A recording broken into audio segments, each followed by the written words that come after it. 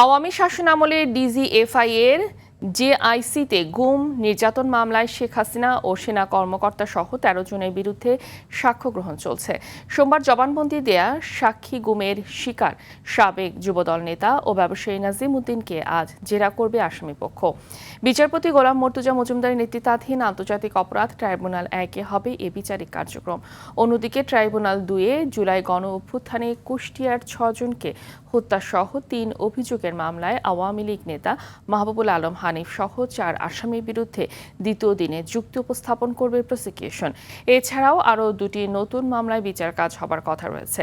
সকালে এসব মামলায় গ্রেফতার মোট ১৮ আসামিকে ট্রাইব্যুনালে হাজির করা হয়েছে।